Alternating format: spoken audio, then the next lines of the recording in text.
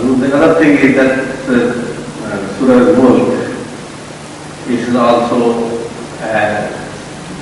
people say that in the tradition of it, that this will cover the man who will be reading daily this verse in the next world, that he recited this Surah Al-Mulk every day.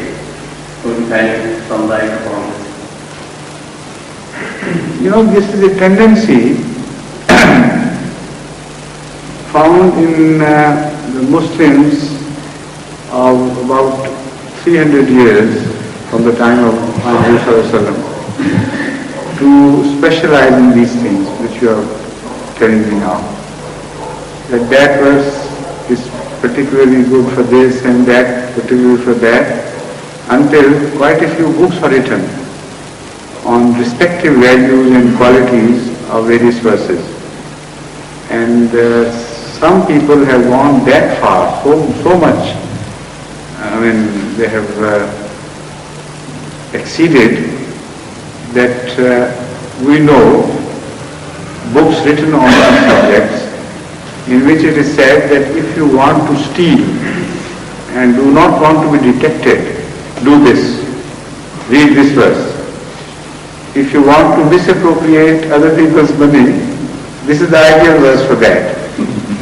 So they have gone so far astray from the Holy Quran by pursuing this subject that I have become allergic to it.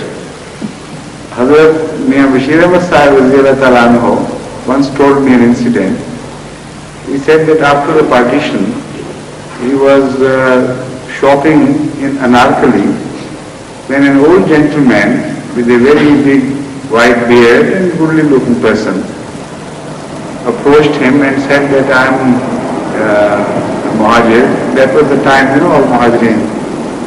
So could you please help me? So the Bashir Ahmad was a generous person. So at that time to give somebody a rupiah, you didn't know, was quite something. So Bashir Ahmad Sahib gave him 1 rupee and he was deeply impressed. So he said, look here, you have done such a kind act to me and I can read it from your face that you are a very fair gentleman. So I want to repay you by telling you a verse of the Holy Quran which will be of good avail to you. So Mr. said, yes, please tell me. He said, this is a verse if you want to travel without ticket. Any country in the world, just recite this. Yes, I got embarrassed so much that all our afterwards ran away from that. So things are carried to that extent when you go on pursuing such things. It is the meaning of the Holy Quran which you should concentrate upon. The inner beauties which are hidden tear after tear under every verse. So if you know the meaning would defend you against all evil.